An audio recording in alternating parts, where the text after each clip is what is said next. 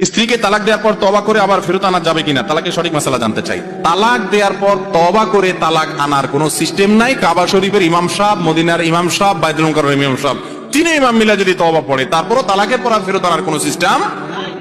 তালাক যদি দেওয়ার সময় হিসেব করে তালাক দেন তাহলে ফেরত আনবে। এবার ইনশাআল্লাহ ওয়াজে একটা জায়গায় ওয়াজ করবো শুধু তালাক নিয়ে, আমার চিন্তা আছে, প্ল্যান আছে। কারণ এই দেশে মানুষ তালাক দিতে গিয়ে এত ভেজাল করে যেটা বলার মতো না।